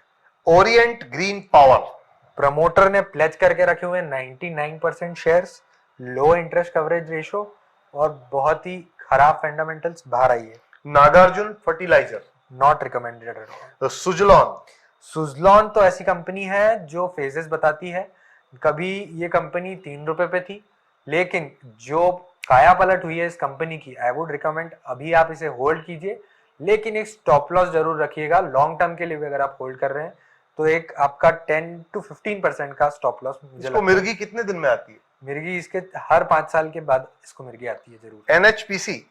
NHPC standing at a good support, very good company and it's a good buy with a stop loss, small stop loss of 87 rupees. IREDA तो मेरी फेवरेट कंपनीज में से एक है, आप इसे अभी तो नहीं बाय करने का बोलूंगा मैं, वेट कीजिए, थोड़ा सा मोमेंटम आने दीजिए, जब 245 के ऊपर जाएगी तब बाय कीजिए। क्या अलर्ट देंगे आप? जी हाँ बिल्कुल, इरेडा के बारे में हम अलर्ट आपको देंगे, जैसे ही बाय करने की सिचुएशन में आएंगे एक रील मैं रिक्वेस्ट करूंगा रोहित जी से कि वो आपके लिए जरूर डालें। Tata Motors very good company, आप इसमें, मैं तो मानता हूँ ये मल्टी बैगर है और जिस तरीके से ये ईवी सेगमेंट में आ रही है, डेफिनेटली ये 10x 20x कहीं भी जा सकती है। इसके भी फेजेस आते हैं और अभी ये थोड़ा ये वहीं घूम रहा है, लेकिन जरूर इसको लॉन्ग टर्म के लिए बाय कर सकते हैं। Is it consolidation? Yes, consolidation. कितने समय का कंसोलिडेशन इसका इन जनरल रहता है? इन जनरल अगर हम देखेंगे तो इसके भी फेजेस आते हैं, जब ये कंपनी चलती है तो बहुत तेजी से चलती है। कितने दिन तक चलती है? हमने देखा 110 रुपए से 1000 रुपए में पहुंच गई है कितने समय में? With in 2 years। अगर इसको मिर्गी आएगी तो वो 1-1.5 साल 2 साल तक चलेगी, वो पैसा कमाने के लिए रहेगा। IRFC is a very good company, आप इसे बाय कर सकते हैं करंट लेवल। जीई शिपिंग मैं बोलूंगा आप वेट कीजिए एक डिप के लिए, 1136 अगर आता है तो आप इसको लॉन्ग टर्म के लिए ले सकते हैं, फंडामेंटल्स बहुत अच्छे हैं। SCI very good company, India's largest shipping company, और फंडामेंटल्स बहुत स्ट्रांग है। Shipping corporation of India. Yes yes yes, इसे मैं रिकमेंड करूंगा कि आप इसे लॉन्ग टर्म पोर्टफोलियो में रखें। Coal India. Coal India monopoly stock, very good at a current valuation, 491 rupees पे लॉन्ग टर्म पोर्टफोलियो में रखने के लायक share. EPL। EPL amazing share, मैं बोलूंगा 270 न्यू बाइंग कीजिए, इसमें बिल्कुल अच्छा शेयर है। फिलाटेक्स इंडिया। इग्नोर कीजिए, मार्जिन बहुत लो है, मैं रिकमेंड नहीं करूंगा। Garden Reach. It's good time to average this particular share. Sanstar. Sanstar very good fundamentals, आप इसको रखिए, कब ये 200-250 चले जाएगी आपको पता नहीं चलेगा। रिलायंस इंडस्ट्रीज। रिलायंस इंडस्ट्रीज बहुत स्लो मूवर है, आई वुड रिकमेंड आप इसको अगर अपने long term large cap portfolio में रखना चाहते हैं जो कि 20% 30% होगा तो आप रख सकते हैं। हर साल 10 से 15% रिटर्न। ये वही घर का बुजुर्ग है। हाँ, BHEL जिसकी अपनी एक अहमियत होती है। जी हाँ जी हाँ, भेल बहुत जबरदस्त शेयर है और अभी गिरा हुआ है, मैं सजेस्ट करूंगा 10-15 रुपए और नीचे जाता है तो बाइंग कीजिए। KPIT tech. Very good company for long term, अपने पोर्टफोलियो में जरूर रखिए, IT कंपनी है। Yes bank. यस बैंक हारे हुए घोड़े मैं बोलता नहीं हूँ कि आप अपने पोर्टफोलियो में रखें, क्योंकि ये भी चलेंगे तो चांद तक नहीं तो शाम तक, इसलिए आप इसे भी बाय मत कीजिए। GE power. CG पावर बहुत ही जबरदस्त कंपनी, बहुत ही सुपर फंडामेंटल्स और ब्रेकआउट के पास भी है, very good for long term. ये मैं अपने आने वाले वीडियो में भी CG पावर रिकमेंड करने वाला था कि लॉन्ग टर्म के लिए आप इसे खरीदिए। आज के शो में सबसे लास्ट में हमने लिया है CG पावर प्लेक्स, तो आप इस बार इस शेयर को नोट कर लीजिए, CG पावर प्लेक्स। इसके ऊपर 2-3 दिन में 8 दिन में हम लोग एक रील या वीडियो लेकर के आएंगे, और बहुत अच्छी कंपनी है जो रोहित ने बताई है। आज इतना ही रोहित, नेक्स्ट संडे हम आपसे फिर मुलाकात करेंगे और इसी शो को कंटिन्यू करेंगे, क्योंकि बहुत सारे लोगों के बहुत अच्छे अच्छे प्रश्न हैं जो हम सेलेक्ट करके फिर आपके सामने लाएंगे। उम्मीद करता हूं कि आज के इस परिचर्चा में, इस शो में बहुत सारी बातें मैंने तो सीखी हैं, आपने भी सीखी होगी, और बहुत सारी बातें सीखना बाकी है। Thank you so much.